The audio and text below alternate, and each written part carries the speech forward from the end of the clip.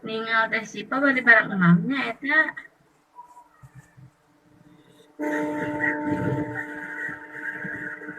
Bunda kan mengenai nama itu sama gue dan nama itu Godin.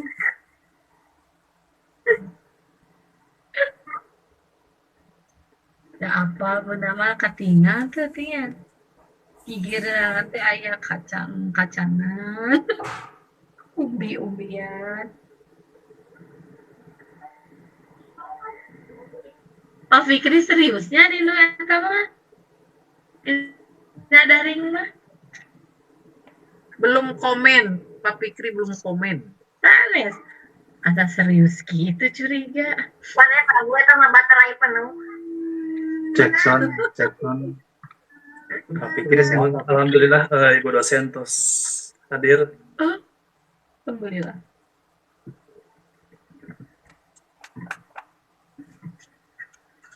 Di mana tempatnya itu nya?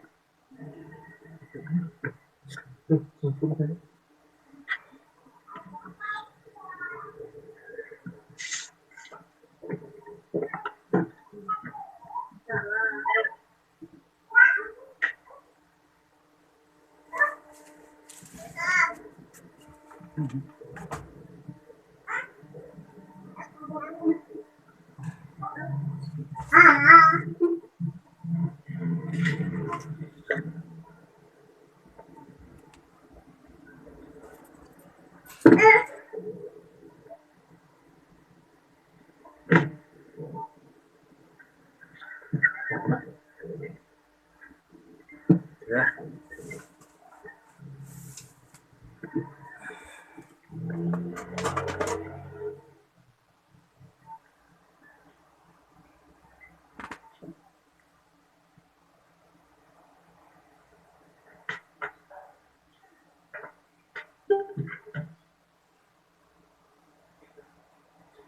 Sudah jam 13.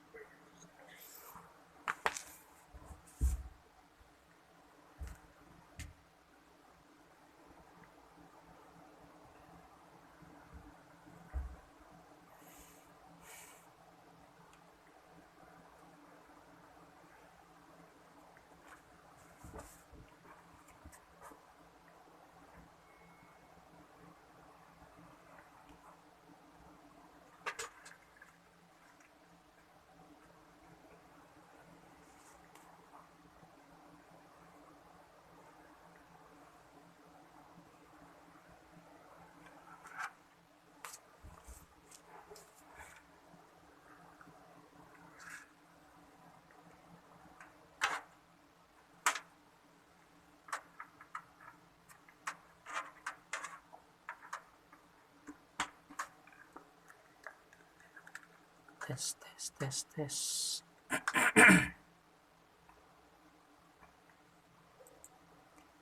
Nyobian.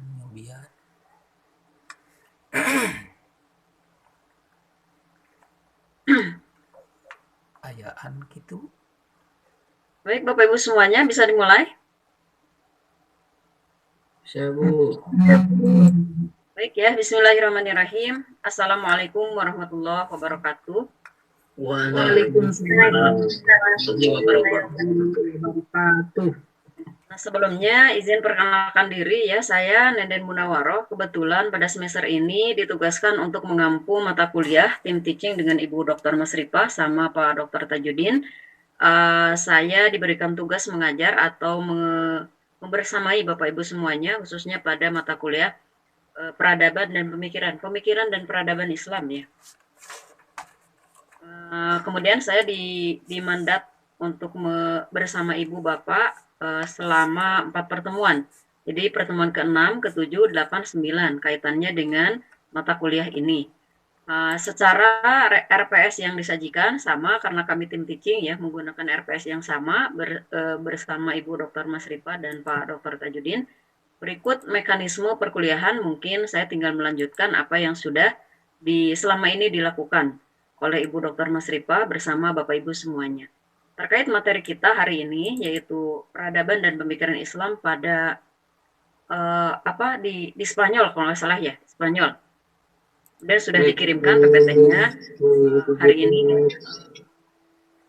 Kemudian karena ada waktu yang dibatasi untuk mata kuliah untuk selama Ramadan ini, berarti kita hanya akan difasilitasi waktu sampai pukul 2.35, 2:35 untuk mempersingkat waktu ya, karena sekali lagi saya melanjutkan apa yang sudah dilakukan sebelumnya dan setelah komunikasi dengan Ibu Dr. Masripa, materi yang disajikannya kemudian sudah siap juga, maka silahkan langsung saja dipaparkan materinya. Mohon izin, saya ganti perangkat dulu. Ini laptopnya bermasalah, nanti ganti dulu ke laptop yang lain, tapi sambil menyimak. Ya baik Bu. Iya. Ya. Ibu Siti, saya anak karayana Ibu. Oh ya, mangga Pak. Abi etananya MC na. Ibu di kawitan wae Ibu ya. Iya Bapak, langsung saja Bapak, karena waktunya terbatas ya. Ya. Bismillahirrahmanirrahim. Assalamualaikum warahmatullahi wabarakatuh.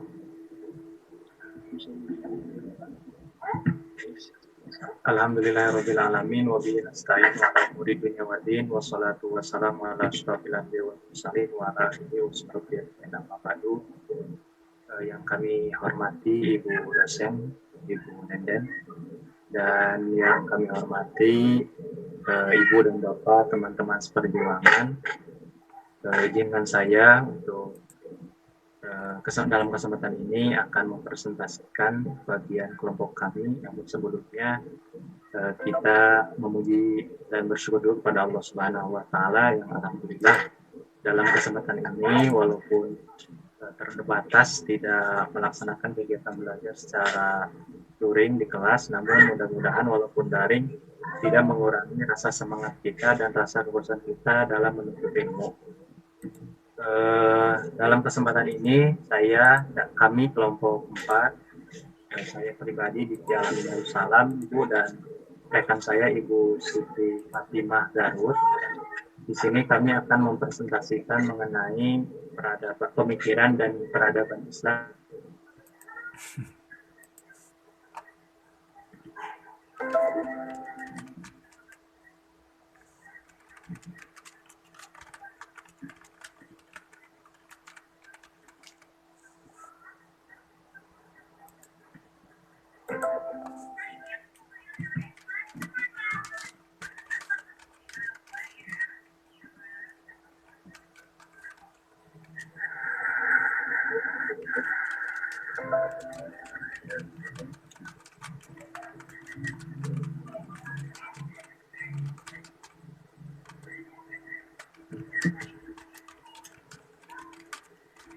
Halo Pak Diki.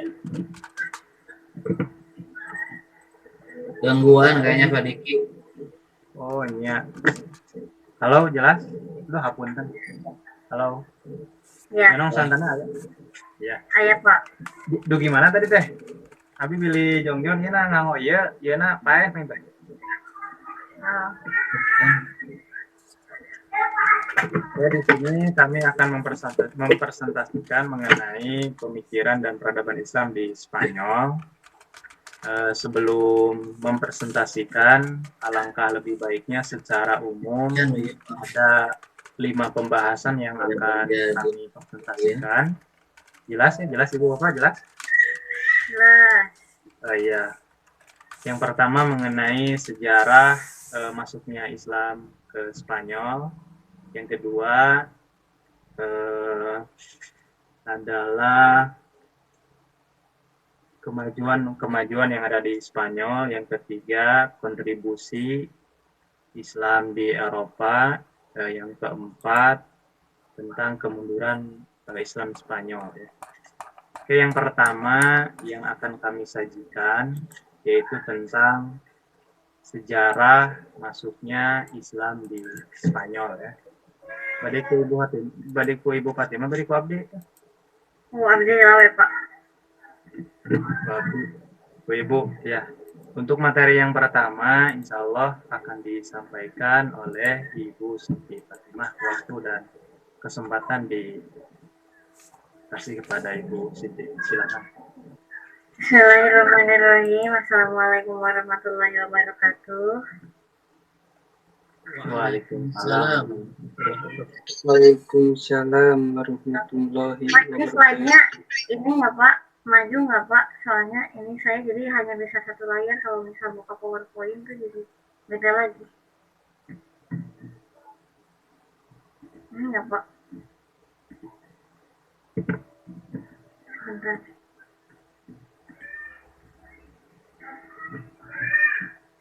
Pak, ini gimana ya Pak caranya biar ini?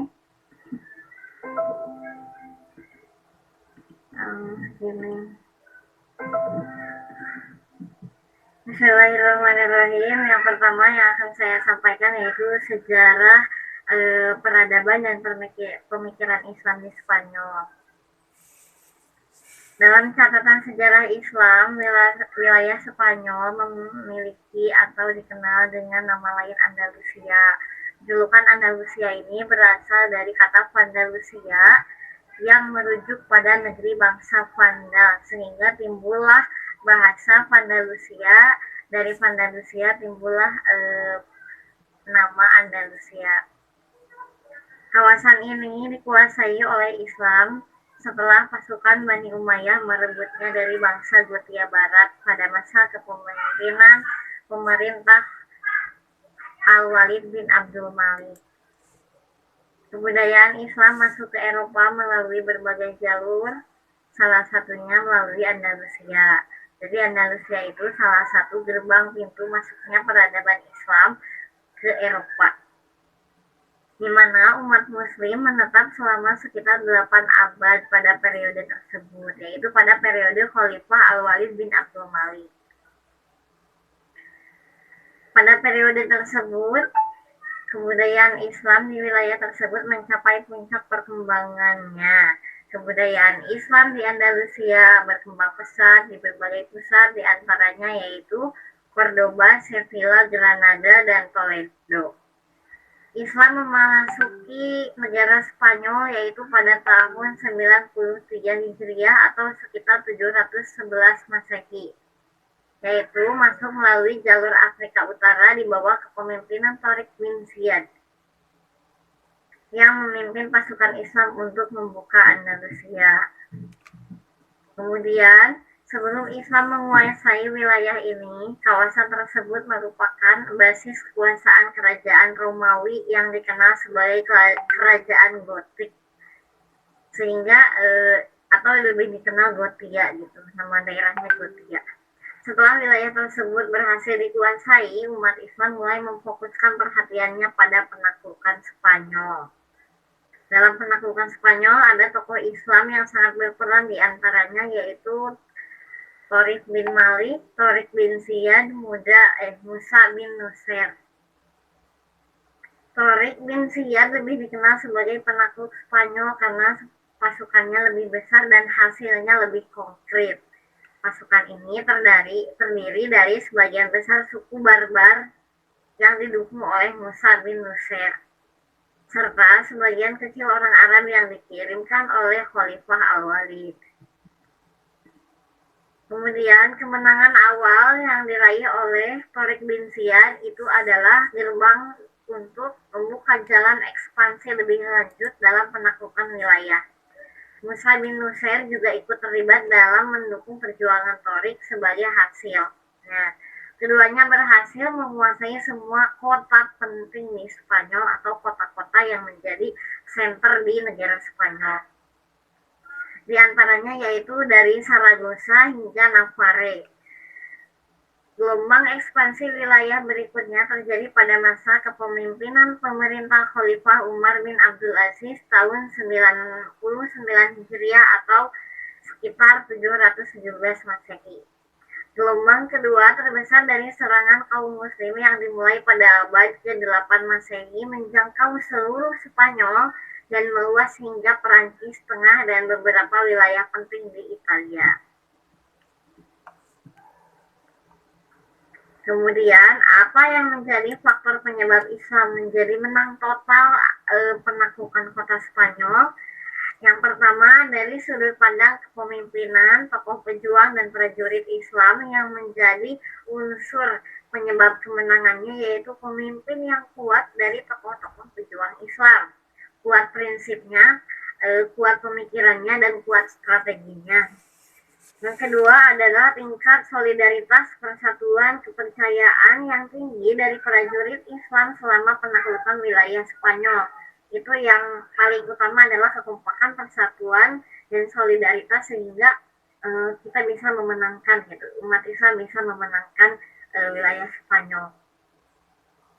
Yang ketiga adanya prinsip-prinsip ajaran Islam yang dipraktikkan oleh para pemimpin Islam seperti toleransi, persaudaraan, dan bantuan sesama yang menyambut kehadiran Islam di Spanyol oleh penduduk asli. Jadi penduduk asli itu merasa terenyuh dengan prinsip-prinsip Islam yang diterapkan oleh para pemimpin, sehingga karena adanya toleransi tersebut mereka dapat menerima Islam gitu.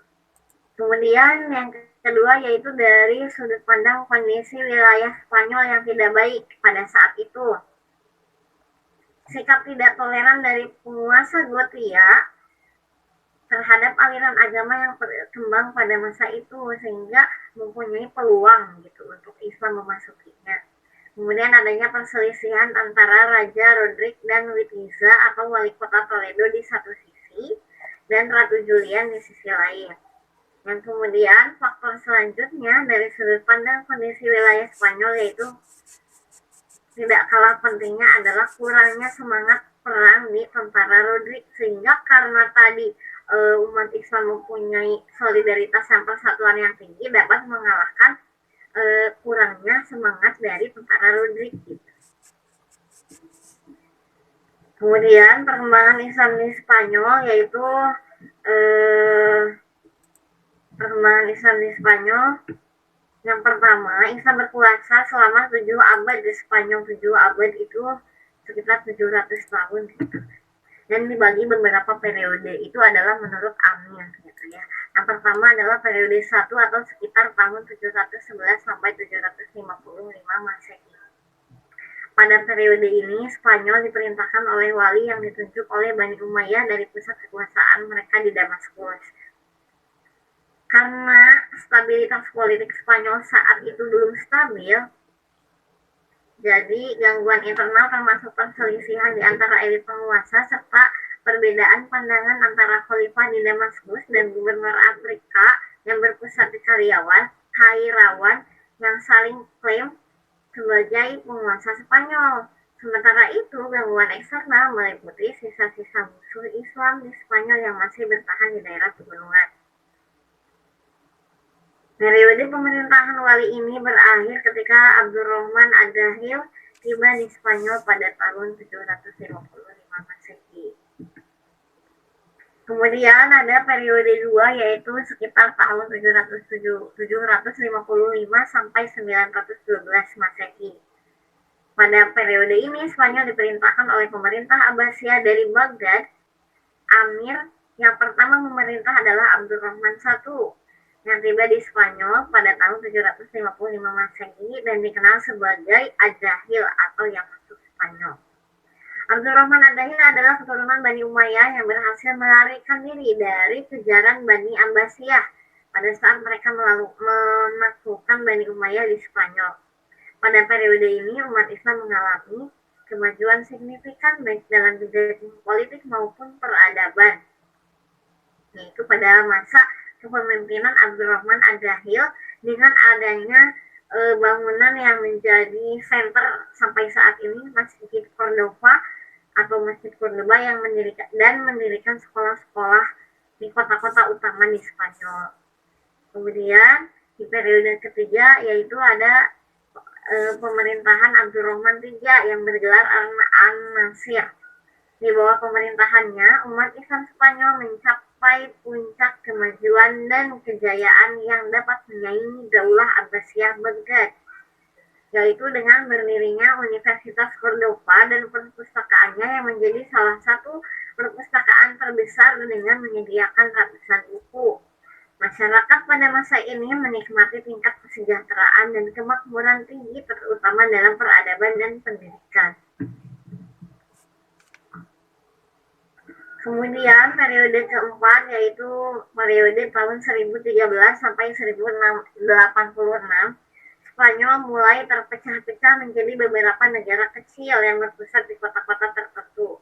Bahkan lebih dari 30 negara kecil bermunculan di bawah pemerintahan raja-raja yang berpusat di kota-kota seperti Sevilla, Cordova, dan Toledo. Jadi awalnya Spanyol bersatu, ketika Spanyol sudah mencapai puncak kejayaan, banyak pemimpin-pemimpin yang membuat distrik-distrik lagi atau negara-negara kecil seperti Sevilla, Cordova, dan Toledo.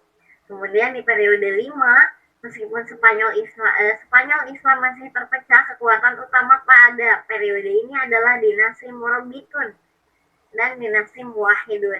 Namun kekuasaan Islam menjadi lemah sehingga beberapa wilayah dalam Islam dikuasai oleh Kristen.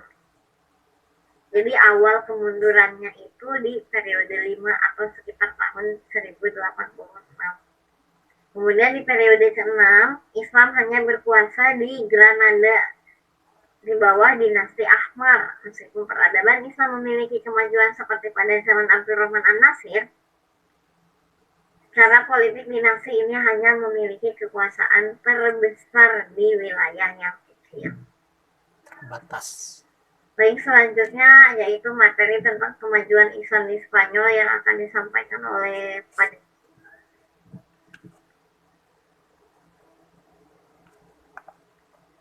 Silakan Pak.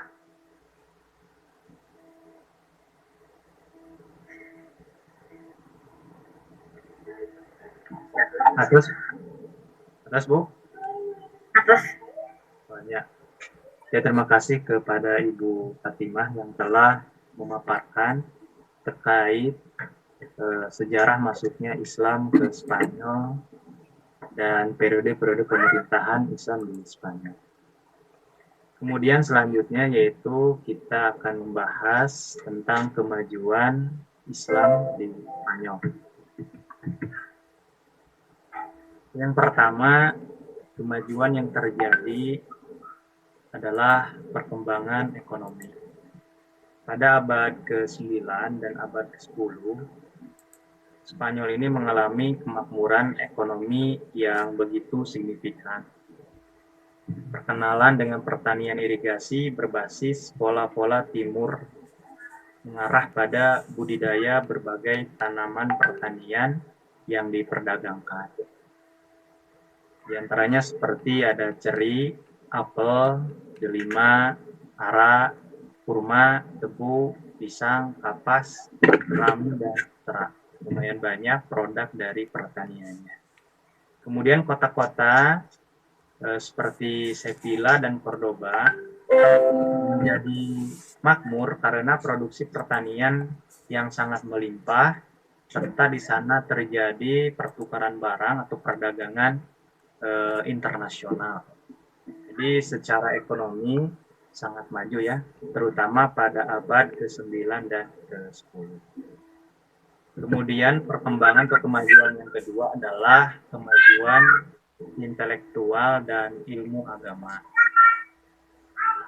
Yang pertama adalah ilmu filsafat. Terbukti dengan tokoh-tokoh filsafat ya, besutan mereka. Yang pertama contohnya ada Ibnu Bajjah, Ibnu Tufail, Ibnu Maimun, Ibnu Arabi, Sulaiman bin Yahya, dan Ibnu Rushdi.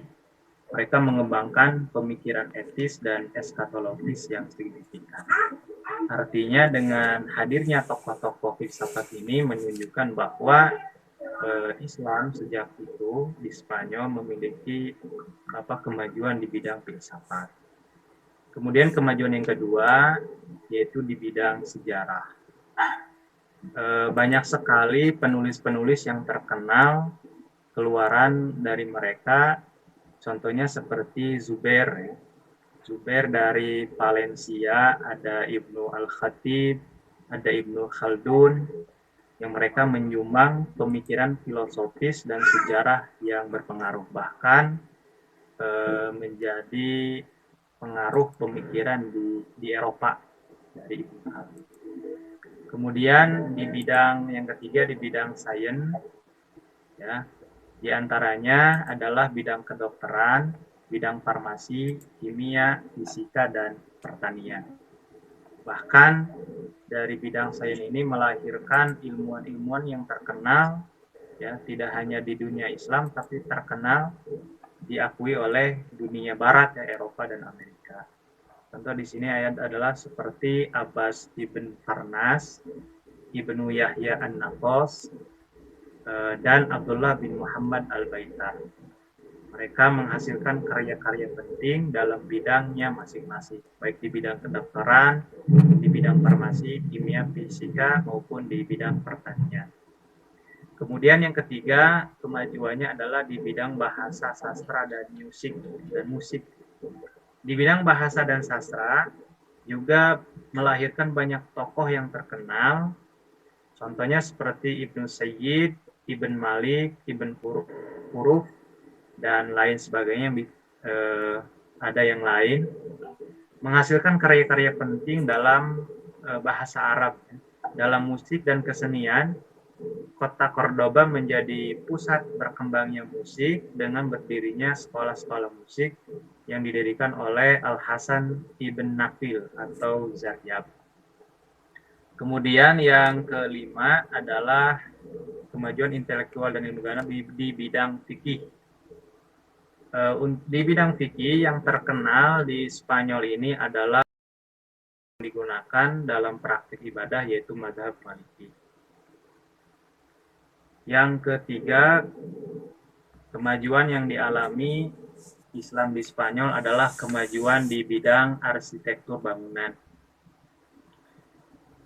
Kemegahan bangunan fisik dalam peradaban Islam di Spanyol ini mencapai tingkat yang maju dan menjadi perhatian utama bagi umat dan penguasa pada masa itu. Bangunan-bangunan di Andalusia secara umum memiliki nilai arsitektur yang tinggi. Selain jalan-jalan sebagai jalur transportasi, pasar-pasar juga dibangun untuk mengembangkan ekonomi. Pembangunan infrastruktur seperti irigasi, jembatan, dan saluran air juga dilakukan. Di antara bangunan yang paling menonjol pada saat itu adalah pembangunan kota, istana, masjid, pemukiman, dan taman-taman, ya. Contohnya yang terkenal adalah Cordoba, kota Cordoba, kota Az-Zahra, istana Ja'fariyah yang berada di Saragossa, tembok Toledo, istana Al-Ma'mun, Masjid Seville, dan istana Al-Hamna yang berada di Granada. Itu bukti dari kemajuan Islam di Spanyol, ya, di bidang arsitektur bangunan. Bangunan-bangunan yang menakjubkan, ya, nilai seni arsitekturnya yang tinggi. Kemudian selanjutnya pembahasan setelah kemajuan adalah kontribusi Islam Spanyol terhadap Eropa. Apa sih dampak bagi Eropa datangnya Islam ke Spanyol ini? Ya, tentunya memiliki dampak yang sangat signifikan dan terasa oleh masyarakat Eropa, terutama pada pemikiran para cendekiawan Muslim di wilayah Andalusia, seperti pemikiran Ibnu Tufail atau Abu Bacer, ya, Ibnu Rusdi, yang mereka sebut sebagai Averus, Ibnu Khaldun, dan banyak yang lainnya. Pemikiran-pemikiran mereka memiliki pengaruh yang signifikan terhadap para pemikir, para cendekiawan yang ada di Eropa. Mereka sering belajar di universitas-universitas, di sekolah-sekolah yang berada di wilayah Andalusia, seperti di Malaga, di Salamanca, di Cordoba, Seville, dan di Granada. Bahkan bahasa Arab menjadi bahasa pengantar di universitas-universitas tersebut dan bahasa komunikasi antar bangsa Spanyol setelah penaklukan pada awal abad ke-8. Ini termasuk bahasa yang identik Islam itu bahasa Arab, mereka gunakan ya sebagai bahasa pengantar di universitas-universitas setelah terjadinya penaklukan. Itu kontribusi Islam di Spanyol terhadap Eropa. Kemudian yang terakhir terkait dengan kemunduran Islam di Spanyol ya. Periode kelima kalau tadi yang telah dibahas. Untuk kemunduran Islam di Spanyol ada di dua tempat. Yang pertama di Spanyol itu sendiri, yang kedua ada di Sisilia. Untuk di Spanyol, akibat dari kemundurannya banyak hal yang terjadi. Yang pertama, adanya pertentangan antara Islam dan Kristen. Adanya pertentangan antara Islam dan Kristen. Sehingga mereka tidak bisa disatukan ya, berseteru. Yang kedua, para penguasa Muslim di Spanyol tidak secara penuh melakukan Islamisasi atau proses pengislaman. Jadi mereka memilih untuk menerima upeti, menerima pajak, menerima pemasukan dari kerajaan Kristen, dan membiarkan mereka malah mempertahankan hukum dan adat mereka sendiri. Nah, jadi dibiarkan saja, yang penting upeti masuk kepada pemerintah. Kehadiran orang Arab Islam telah memperkuat identitas nasional orang-orang Kristen Spanyol. Jadi ada pengkelasan Arab dan Spanyol. Kemudian para pemimpin Muslim gagal menyatukan masyarakat di Spanyol. Yang terakhir, kesulitan ekonomi ini juga menjadi faktor kemunduran. Faktor ini telah membebani negara tersebut, sementara tidak adanya sistem yang jelas untuk pemindahan kekuasaan telah menyebabkan ketidakstabilan politik. Itu yang terjadi di Spanyol. Kemudian yang kedua terjadi di Sisilia, sama banyak faktor. Yang pertama, perpecahan internal di dalam tubuh Islam itu sendiri, di dalam tubuh pemerintahan Islam itu sendiri. Yang kedua, ketidakmampuan memimpin negara dengan baik, dan kesepakatan yang dibuat antara penguasa Muslim dan Kristen untuk menyingkirkan musuh mereka sendiri. Jadi kesepakatan yang dibuat ini tidak berjalan dengan baik. Pemerintah atau pemimpin tidak mampu memanage hal ini. Kemudian yang ketiga, serangan dari penguasa Kristen Eropa, terutama yang terjadi selama Perang Salib kedua dan ketiga, juga berkontribusi pada kejatuhan Islam di Sisilia. Pergantian kekuasaan dari dinasti ke dinasti dan perpecahan internal di tubuh Islam telah melemahkan kekuasaan pemerintah, telah melemahkan kontrol pemerintahan, memudahkan usaha-usaha pengusaha Kristen untuk merebut kembali Sisilia. Kolaborasi antara penguasa lokal dengan kekuasaan Kristen juga menjadi sebab dalam membantu mengakhiri kekuasaan Islam di Sisilia. Terjadilah kemunduran Islam di Eropa sampai saat ini. Beres, alhamdulillah untuk presentasi materi beres dari awal sampai akhir. Mungkin untuk yang selanjutnya adalah sesi diskusi. Baik untuk teman-teman, ibu dan bapak, silahkan untuk memberikan masukan. Ya, kalau bertanya hukumnya mubah ya. Kalau memberikan masukan hukumnya sunnah, apalagi di bulan puasa. Ya, silakan ibu dan bapak. Jika ada pertanyaan, silakan, dan akan dibatasi untuk sesi pertama adalah 3 pertanyaan. Begitu ya, Ibu dosen. Mangga Bapak, silakan dilanjutkan. Atau tidak ada pertanyaan? Ada pertanyaan, ada pertanyaan. Oh ya, silakan Ibu Yoyo, dipersilakan untuk bertanya. Assalamualaikum warahmatullahi wabarakatuh. Waalaikumsalam warahmatullahi wabarakatuh. Hapunten Ibu dosen Widi bade neruskeun ka kelompok 4 bagaimana perkembangan peradaban dan pemikiran Islam di Spanyol mempengaruhi budaya, ilmu pengetahuan, dan kehidupan sosial di wilayah tersebut.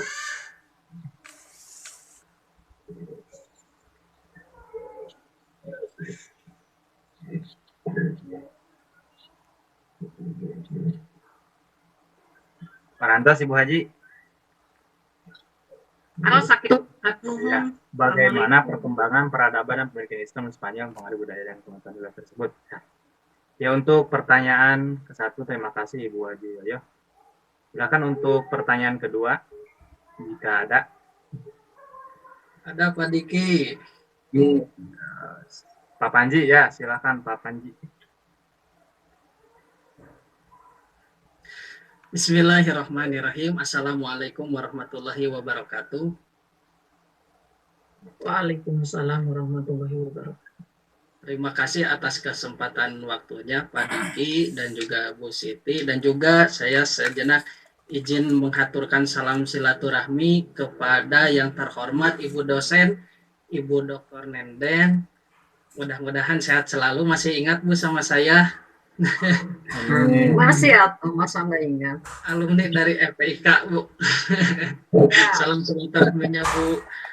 Baik, sebelum saya menyampaikan mungkin ada beberapa pertanyaan, izinkan boleh pantun dulu untuk menyemangati suasana hari ini. Boleh? Boleh. Boleh sangat lapar teh nanti. Asik. Boleh Bu Haji? Boleh, hayo, disemangatin. Bangga. Bismillahirrahmanirrahim. Dihukum sama mertua. Cakep. Godin ayam bakar khas panjang. Assalamualaikum Bapak Ibu semuanya. Apa kabar? Semoga sehat selalu.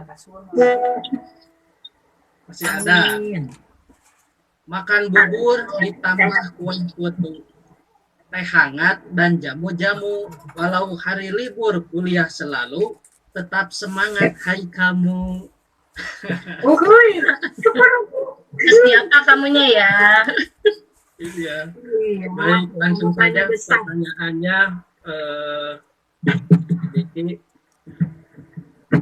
Apa warisan yang ditinggalkan oleh keberadaan Islam di Spanyol yang masih dapat dilihat hingga saat ini, dan adakah pengaruhnya bagi Muslim di dunia? Gitu, Pak Diki. Nih Pak. Apa? Apa warisan yang ditinggalkan oleh keberadaan Islam di Spanyol yang masih dapat dilihat hingga saat ini, dan adakah pengaruhnya bagi umat Muslim dunia? Demikian pertanyaan yang disampaikan. Mudah-mudahan dapat sepeda Pak Diki. Terima kasih. Ya, sama-sama Pak Haji. Mohon izin Pak Diki, pertanyaannya dibatasi satu lagi ya. Cuma 3 pertanyaan karena waktunya terbatas ya. Jadi boleh tadi Bapak yang sudah mengajungkan tangan tuh, yang sudah angkat tangan tadi siapa? Pak Fikri. Pak Pak Fikri, boleh satu lagi. Silakan Pak Fikri. Assalamualaikum warahmatullahi wabarakatuh. Nyambung sama pertanyaan Pak Panji ya, langsung saja terkait dengan keberadaan Islam di Spanyol. Kalau kita simak tadi sejarah tentang keberadaan Islam di Spanyol itu cukup lama ya, kemudian cukup berjaya juga gitu ya.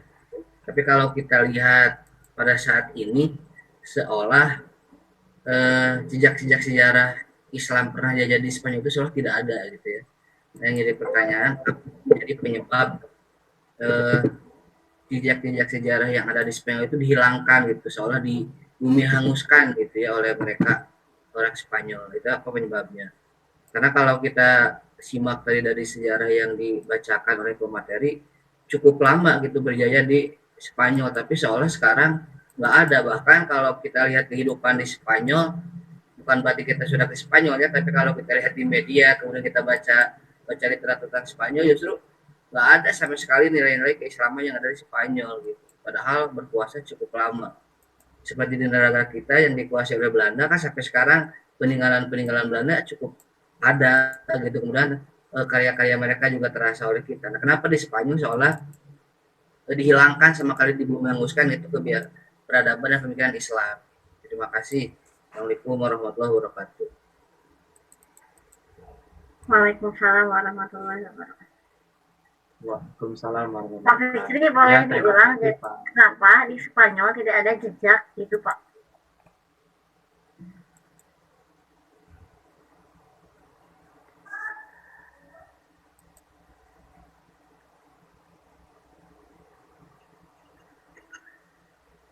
Baik, yang pertama itu dari Pak Panji. Wajah Yoyo.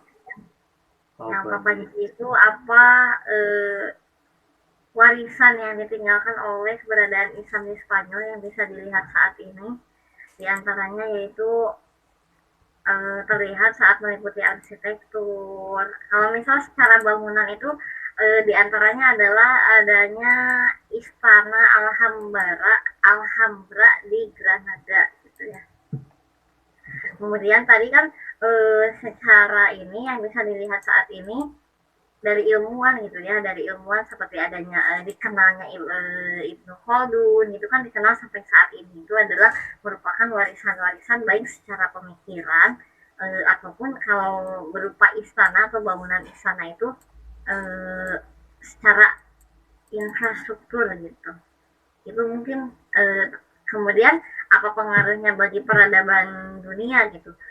Tadi kan secara ini diantaranya kalau keilmuan itu adanya Ibnu Khaldun atau adanya ilmuwan-ilmuwan.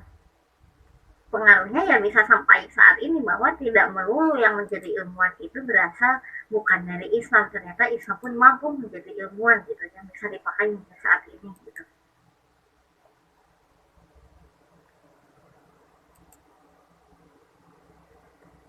Itu mungkin Pak Panji bisa membantu. Siap, Bu Siti. Ya, Terima bagaimana kasih. tanggapannya Pak Panji? Terima kasih Pak Diki atas jawabannya. Kemudian yang nomor 3 dulu ya Pak, yang saya bantu menjawab yang Pak Fikri, nanti yang Ibu dijawab sama Pak Diki gitu ya. Mengapa kurangnya jejak atau tidak adanya jejak Islam yang bisa dilihat saat ini di Spanyol? Yang paling utama mempengaruhi hilangnya atau sangat kurang dan sangat minimnya jejak Islam di Spanyol itu yaitu dari politik, perubahan politik dan sosial gitu. Karena tadi yang kurangnya islamisasi yang seperti itu sehingga makin ke sini kekuatan Kristen itu di Spanyol semakin meningkat dan karena kekuatan Kristen dan kekuatan politik meningkat sehingga jejak Islam itu mungkin kalau secara total itu saya belum tahu ya, tapi memang sangat meningkat gitu untuk menghilangkan jejak itu karena kekuatan politik dan sosial yang sekarang mungkin mayoritasnya itu Kristen gitu Pak. Jadi kebanyakannya itu hanya meninggalkan itu ya itu pembangunan istana-istana itu masih ada gitu.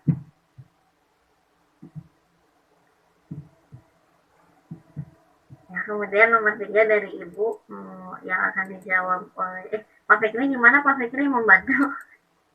Ya, tanggapannya Pak Fikri atau ada yang lain yang mau menambahkan? Ya.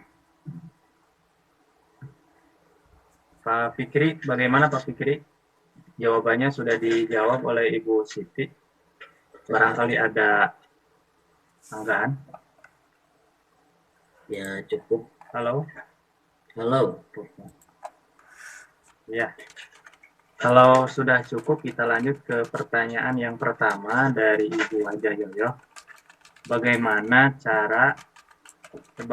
perkembangan peradaban dan pemikiran Islam di Spanyol mempengaruhi budaya dan ilmu pengetahuan di wilayah tersebut? Dan Ya, Bu, ya.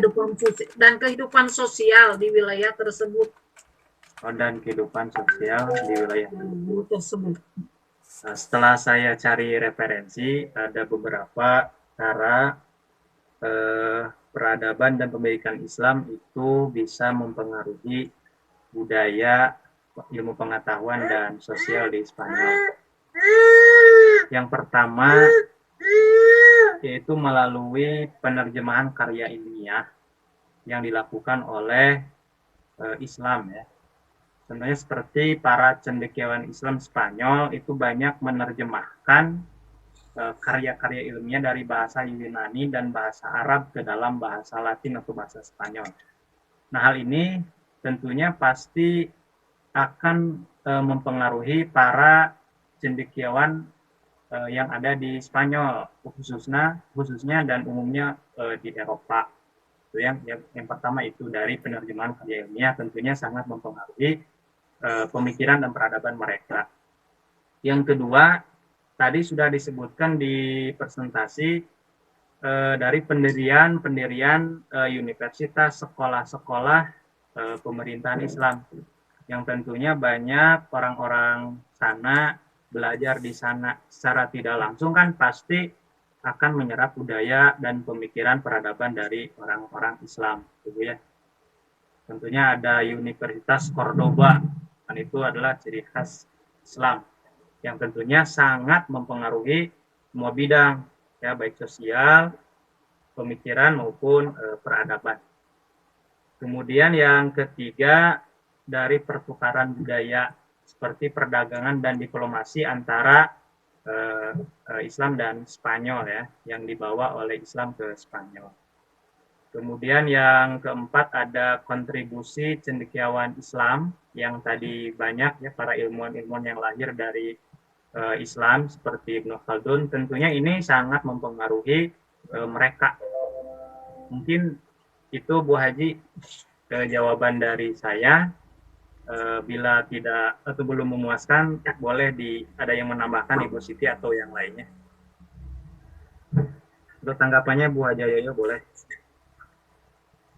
Mungkin di Spanyol itu kotanya kecil atau besar ya.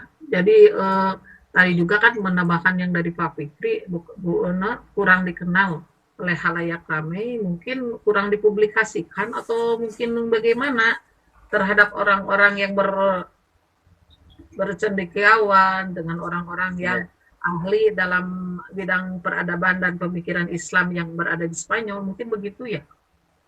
Iya, memang justru itu saya juga sama sebetulnya Pak Fikri dan Ibu Haji bertanya-tanya, ya kan Islam tadi di Spanyol sangat lama ya, tapi untuk saat ini seolah-olah kelam gitu, nggak ada, padahal berjaya. Ya mungkin salah satu trik mereka untuk menghilangkan jejak-jejak Islam karena nggak mau mungkin mereka ada Islam-Islamnya gitu. Mungkin yang lainnya.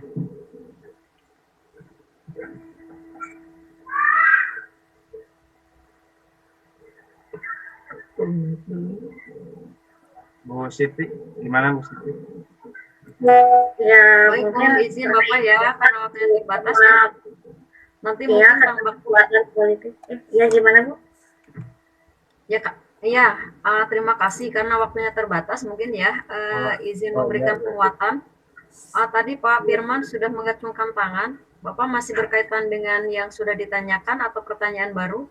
Atau mau memberikan tanggapan? Siapa Pak Firman tadi? Firman. Siapa tadi yang ada siapa? Bukan Pak Firman, siapa ya? Bukan. Tapi kirim Ada satu lagi tadi yang mengacungkan tangan. Tadi yang mengacungkan tangan Pak Indra. Pak Hendra. Oh, Pak Indra. salah Pak Indra. Pak Hendra tadi mengacungkan tangan. Pak Diki ditutup saja PPT-nya Pak Diki. Di stop share. Iya, siap Ibu. Di Ibu lajang ya, Bu. Siti. Cekap nyimak we, di lajang. Pak Hendra barusan ada nggak Pak Hendra? Di lajang ya, Bu.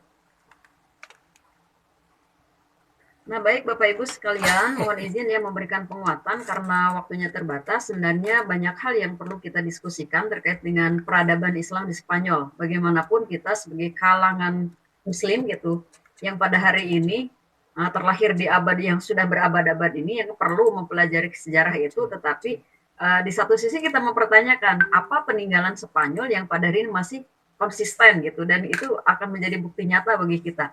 Nah, saya nama Bu Haji, kita tuh berkunjung ke Cordoba kayaknya untuk melihat secara langsung bagaimana peradaban yang terjadi di sana, sehingga kita tidak menyaksikan sejarah, tidak menyaksikan keberadaan sejarah ini, bahwa sejarah itu adalah sesuatu yang tidak bisa dipungkiri, ada dan nyata gitu ya. Tetapi hari ini ketika kita mempertanyakan, kok tidak ada peninggalan sejarah di Spanyol yang hari ini bisa dikenal oleh kita sebagai kaum muslimin begitu ya kira-kira, atau apakah di Spanyol kenapa tidak ada peninggalan-peninggalan yang itu kalau tadi disampaikan bahwa di Spanyol Islam pernah mengalami kemajuan dengan lumayan lama gitu, lumayan lama.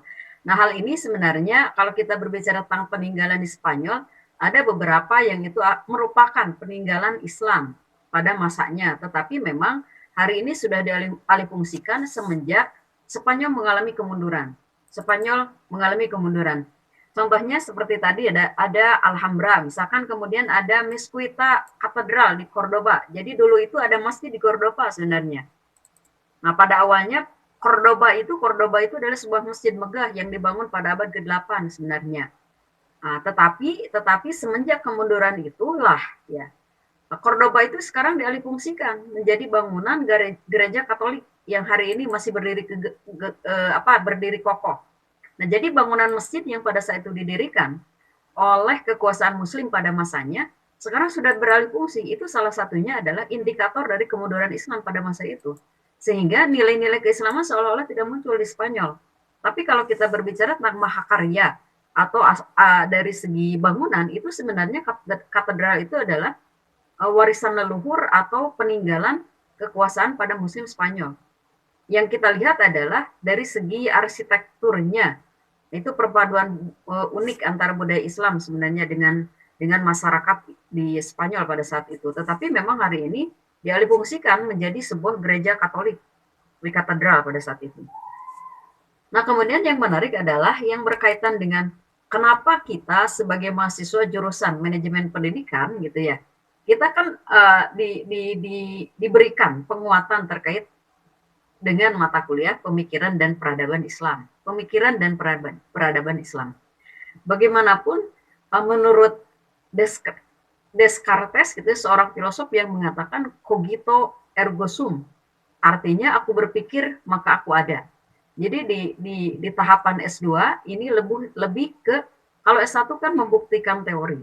Kemudian yang kedua itu harus apa? Kalau S2 itu tahapannya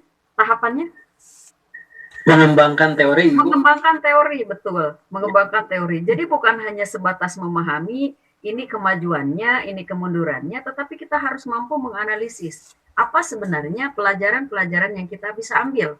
Khususnya apa relevansi pemikiran dan peradaban Spanyol terkait dengan mata kuliah yang kita ampu dan jurusan yang kita hari ini ikuti, yaitu manajemen pendidikan Islam ya.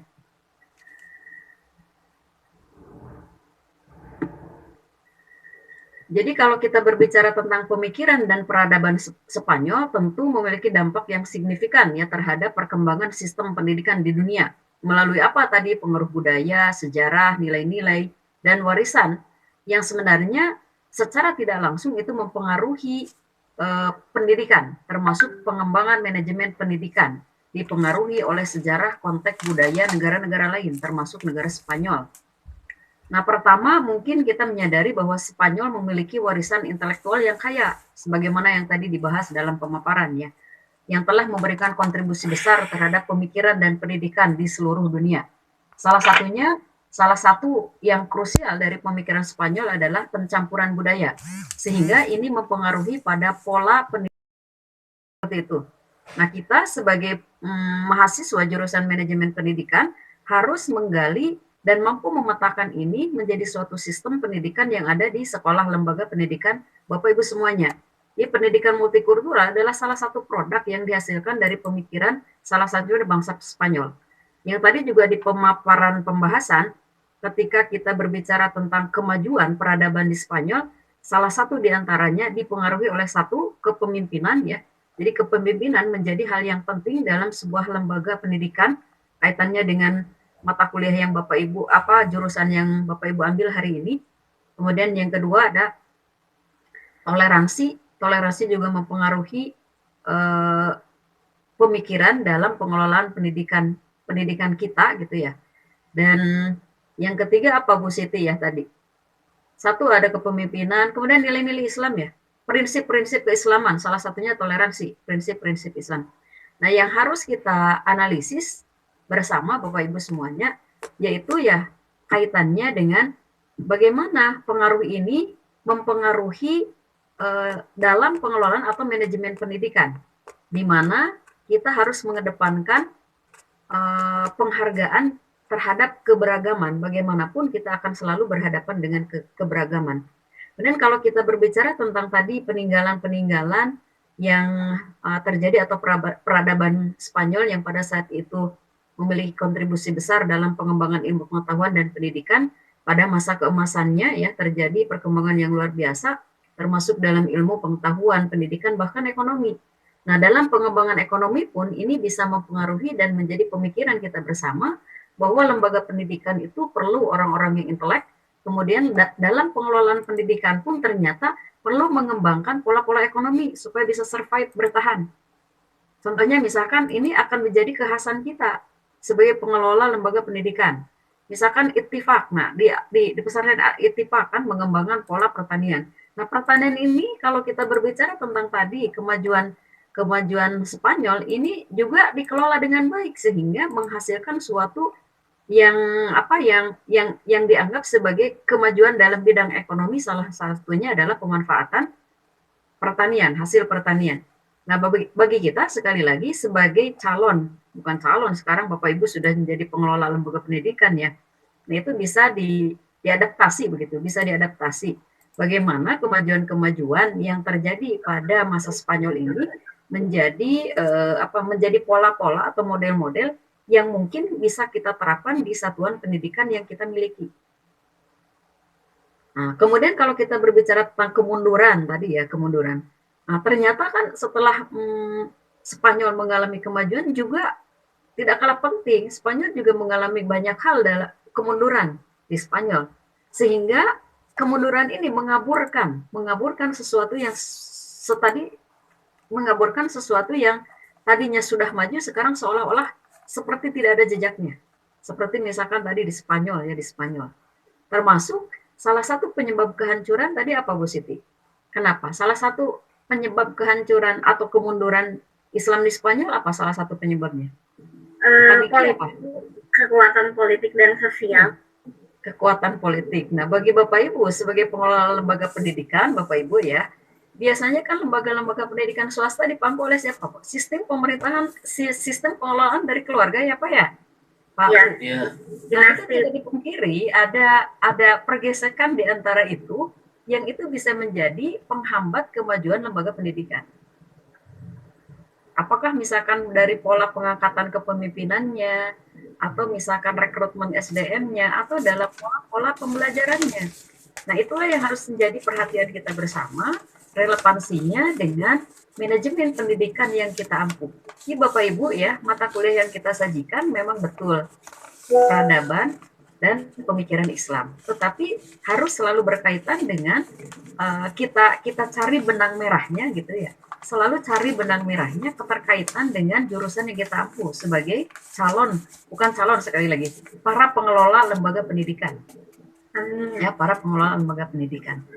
Nah, jadi sekali lagi kesimpulannya ya bahwa satu peradaban Spanyol jelas memberikan kontribusi yang besar dalam pengembangan ilmu pengetahuan dan pendidikan terutama ya, termasuk mempengaruhi pengelolaan sistem pendidikan dalam di kita ya, termasuk salah satu universitas tertua dan menjadi model untuk pendirian universitas lain di Eropa, salah satunya adalah yaitu di Cordoba sebenarnya. Prinsip-prinsip pendidikan yang diusulkan, yang mengusulkan sistem kebebasan akademik, kebebasan berpikir, telah menjadi fondasi bagi manajemen pendidikan yang modern saat ini.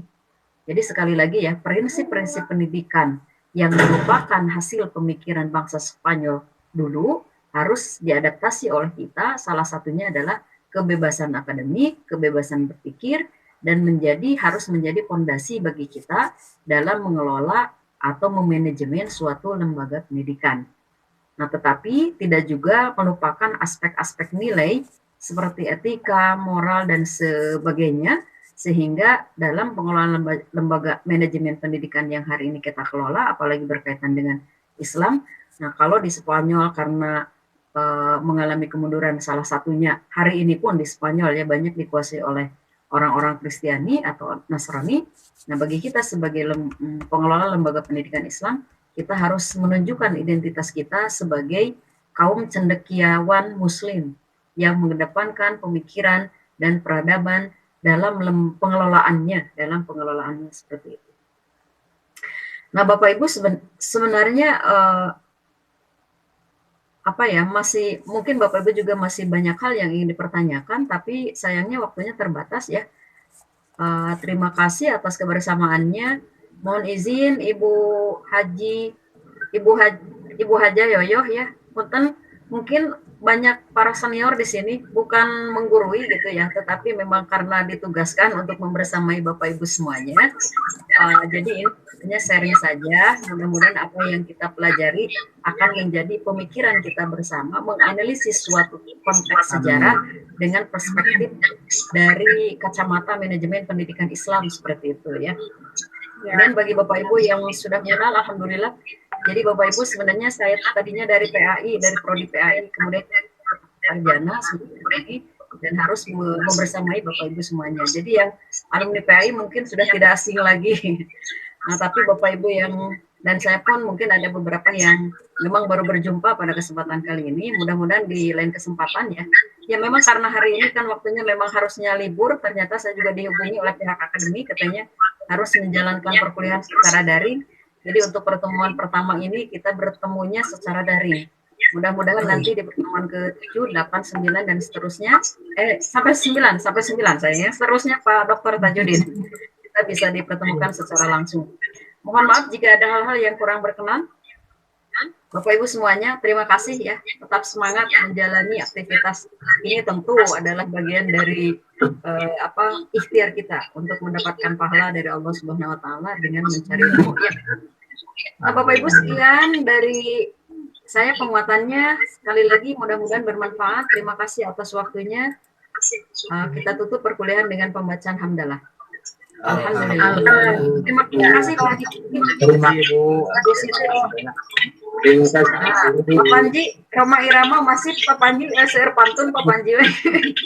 Alhamdulillah Ibu.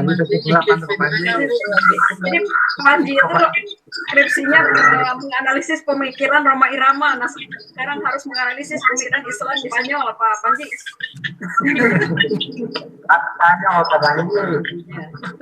Baik, terima kasih Bapak Ibu, mohon izin ya. Terima kasih. Assalamualaikum warahmatullahi wabarakatuh. Ya,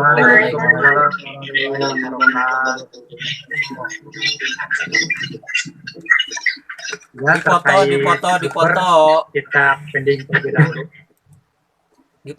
Dipoto. Ini mungkin langsung kali ya. Ini kan langsung kan Mas? Iya, kan Mas saya coba langsung. Dipoto. Linkna pinten dia tanah pieu sami. Iya, Coba pemenu ieu weh. Anu ieu, mohon ieu pamitian sama. Mohon itu. Pak Fikri. Lanjut. Siapa itu? Siapa itu? Saya siapa itu? Dede siapa? Dede cantik, dede ganteng, dede cantik ya. Istri Pak Megat. Istri Bu Haji. Halo. Dari incuan itu padikinya, lokal dari incuan.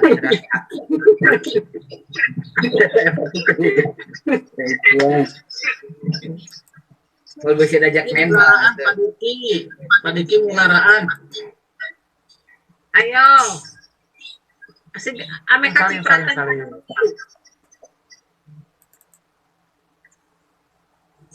Ya, Ibu dosen udah ada di